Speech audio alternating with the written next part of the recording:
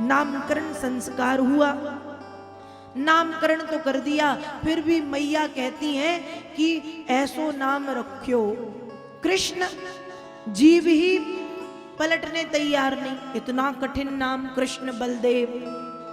मैं तो अपने लाला को कनुआ कहूंगी। सब माता पिता हैं, बच्चों का नाम कुछ भी हो, बाहर कुछ भी हो, उनका एक पर्सनल नाम होता ही है, कुछ भी वो घर में अपने बच्चों को बुलाते हैं। तो मैया ने भी कृष्ण का कर दिया कनुआ और बलदेव का कर दिया बलुआ। कनुआ और बलुआ ये दोनों नाम भगवान के निकनेम हो गए। और फिर तो कृष्ण, माधव, गोविंद, गोपाल, केशव, रास बिहारी, वृंदावन बिहारी, गिरिवरधारी, गिरिधारी, अनेक अनेक नाम भगवान के हैं। और भगवान का इस तरह से नामकरण संस्कार संपन्न हुआ। नामकरण के बाद कुछ दिन और व्यतीत हुए। वेद व्यास जी लिखते हैं, कालेन ब्रजताल्पेनो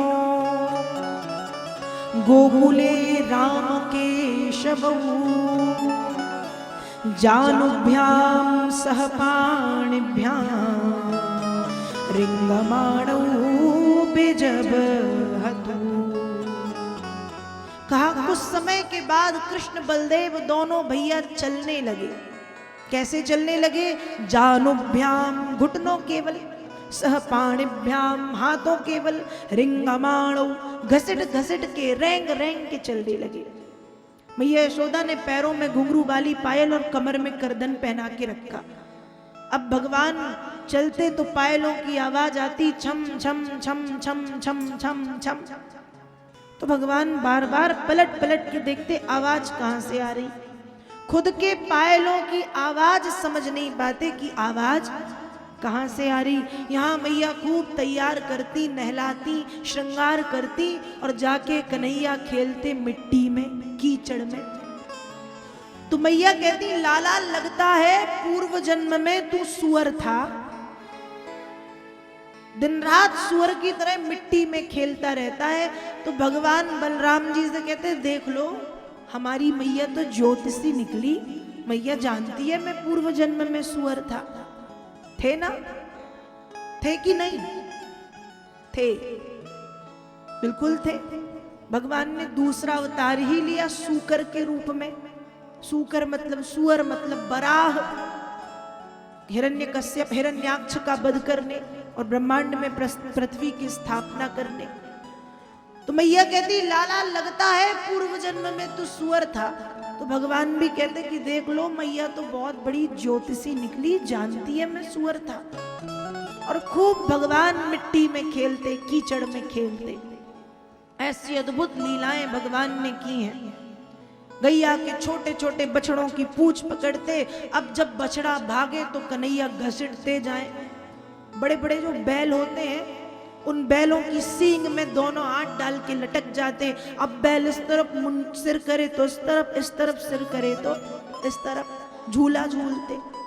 ऐसी लीलाएं कन्हैया ने करनी प्रारंभ की। और अब ऐसी ऐसी लीलाएं कि गोपियां शिकायत ले लेकर के आती हैं।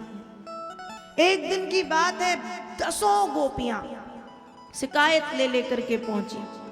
वत्सानुमुञ्चन् क्वचिद् समये क्रोश संजातः सः स्थेयं स्वादवत्यद्दधिपया कल्पितैः स्थेययोगैः मर्कान् भोक्षन् विभजति सचेननात्ति भाण्डं भिनत्ति द्रव्यालाभेश ग्रहकुपितो यात्युपकोस्यतो काम।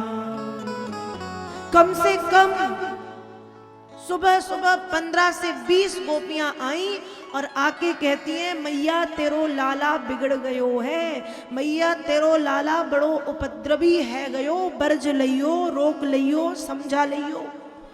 तो मैया बोली, का कर दियो लाला ने? तो गोपियां कहती हैं, ये पूछो कान क्या नहीं करता तुम्हारा लाला। मैया कहती, चलो यही बता दो क्या नहीं करता। गोपियां कहती, आज की बात सुनो। ये गायों के बछड़े छोड़ देता है। मैया ने कहा वो तो घर पे भी करता है। कन्हैया ने देख लिया गैया लग चुकी तो बछड़े छोड़ देता है। गोपी कहती घर में सही करता है, हमारे यहाँ उल्टा करता है। यदि गाय लगने का समय सुबह 7 बजे है तो 5 बजे आके बछड़े छोड़ देता है। अब बछड़े गाय का सारा दूध पी जाते हैं और जब हम गैया लगाने बैठे तो गाय हमें लाते मारती है। ऐसा तुम्हारा लल्ला। तो मैया कहती थोड़ा डांट दो, थोड़ा डपट दो, थोड़ा चिल्ला विल्ला दो, आंखें वांखें दिखा दो। गोपियां कहती आपको क्या लगता हमने ये नहीं किया होगा? कहा किया, बिल्कुल किया। फिर कहा हा सहा, ये हंसने लगता है। और कहा जब ये हंसता है तो इस हमारी सबसे बड़ी कमजोरी है इसकी मुस्कुराहट। ये हंसता है और तेरी मंद मंद मुस्कनिया पे बलिहार प्यारे जू, बलिहार प्यारे जू। जब ये हंसता है तो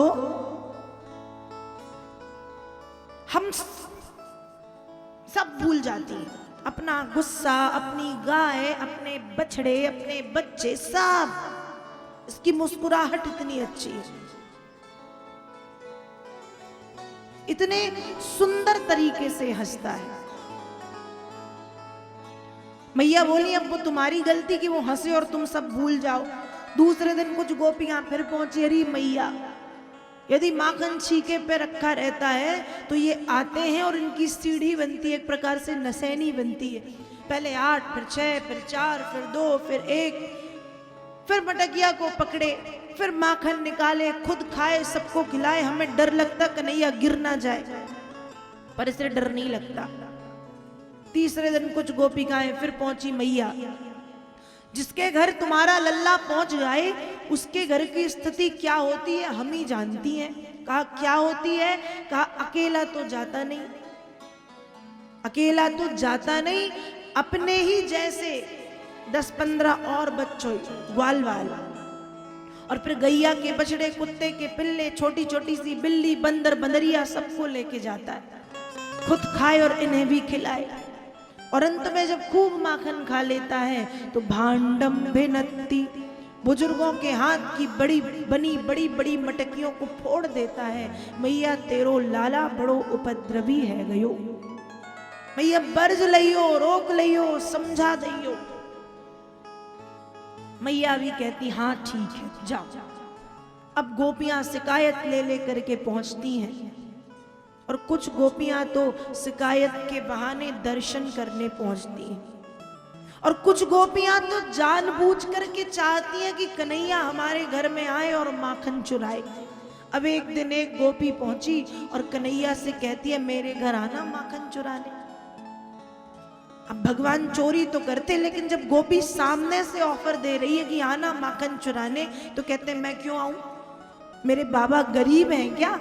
देख नहीं रही मेरे घर में कितनी गैया हैं, कितना माखन होता है, मैं क्यों चोरी करने आऊं?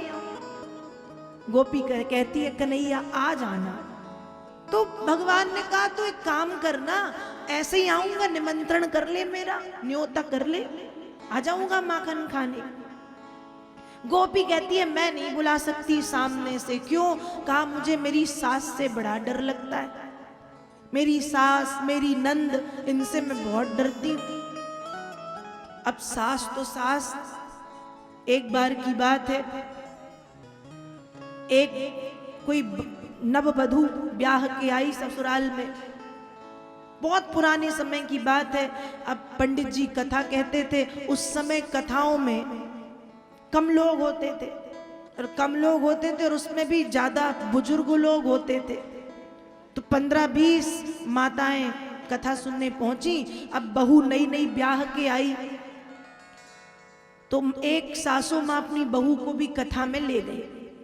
अब पंडित जी कथा सुनाने लगे। अब बहू इतना लंबा घूंघट लेके बैठी है। अब पंडित जी कथा सुना रहे। अब नई नई बहू, कम उम्र की, 18-19 वर्ष की, कहाँ मन लगे कथा में, नई नई शादी हुई है, घूंघट लेके बैठी है, वो तो अपने ख्यालों में डूबी है। और सोई गई एक प्रकार से, घूंघट लिए तो समझ में ही नहीं आ रहा सो रही है जग रही है कथा सुन रही है क्या। अब पंडित जी कथा सुनाए और फिर पंडित जी कहते हैं कि जिस जिस को स्वर्ग जाना है वो हाथ उठा लो। तो जितनी वहां 15-16 जो बुजुर्ग महिलाएं थी 60 के ऊपर वाली, उनने सबने हाथ उठा लिए। अब 16वीं ये नई बहू, अब इसने हाथ नहीं उठाया। क्यों? क्योंकि वो कथा में उसका मन ही नहीं, वो तो या तो सो रही है या अपने पतिदेव के ध्यान में, नई नई शादी हुई। अब पंडित जी ने देखा कि 15 की 15 हाथ उठाए हैं लेकिन ये हाथ नहीं उठाए, इसको स्वर्ग नहीं जाना क्या? पंडित जी फिर बोले जिसको स्वर्ग जाना है वो हाथ उठा लो। फिर 15 की 15 जो 60 के ऊपर वाली थी उनने हाथ उठा लिए। पंडित जी ने कहा फिर हाथ नीचे। तो पंडित जी कहते हैं अरे नई बहू तुम्हें जाना है कि नहीं जाना? बहू चौंकी थोड़ी सी, और जैसे ही पंडित जी ने पूछा तो वो बहू कहती है ये 15 ही स्वर्ग चले जाएं तो मेरे लिए यहीं पे स्वर्ग बन जाएगा।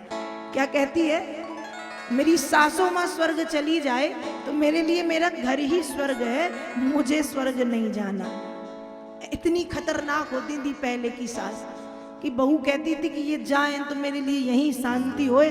तो गोपी भी कह रही है कि मैं सामने से तो कन्हैया तुमको बुला नहीं सकती कि तुम आओ और माखन खा लो, सामने से नहीं बुला सकती। मेरी सास बड़ी खतरनाक, सास तो सास, मेरी ननंद वो तो और खतरनाक, इसलिए मैं नहीं बुलाऊंगी। तुम चोरी से आओ और आके माखन चुरा के खा लो। ठीक है। और सुनो एक बात और, भगवान ने कहा हाँ बोलो। कहा जब माखन चुराते हुए पकड़े जाओ तो तुरंत ये नहीं कह देना कि मैंने माखन खाया, कह देना मैंने नहीं खाया। भगवान ने कहा क्यों, ऐसा क्यों? कहा क्योंकि मुझे तुम्हारे साथ थोड़ा सा समय व्यतीत करना है। अब चोर चोरी करे, पकड़ा जाए और तुरंत स्वीकार कर ले कि हाँ हाँ मैंने खाया, तो फिर क्या? अब 2-4 घंटे जब तुम ये नाटक करोगे कि मैंने नहीं खाया, मैं क्यों खाऊंगा, मेरे यहाँ कमी है क्या, तो मैं वहां खड़े खड़े तुम्हारे साथ कम से कम समय व्यतीत कर लूंगी। इसलिए कन्हैया आना मेरे यहाँ माखन चुराने। भगवान ने भी सुना कि बताओ चोरी करने का ऑफर दे रही है, तो कुछ के घर तो खुद चोरी करने जाते थे और कुछ गोपियां खुद चोरी कराती थी, कम से कम ये घर में आ जाए, हमारे घर को शुद्ध कर जाए। और माखन चुराते थे, कृष्ण माखन खाते थे। माखन सार है। क्या खाते थे? सार है माखन। कैसा सार? दूध लेते हैं हम गाय का, गाय के दूध में थोड़ा सा पानी मिलाते हैं, फिर उसको उबालते हैं, उबालने के बाद ठंडा करते हैं, ठंडा करने के बाद उसमें कुछ छाछ दही वगैरह डालते हैं कि वो जम जाए। और जब वो जम जाता है, इतनी लंबी प्रक्रिया के बाद फिर मथानी से मथ के उसमें से माखन निकालते हैं, तो माखन सार है। वैसे ही माखन का मतलब है हमारा मन।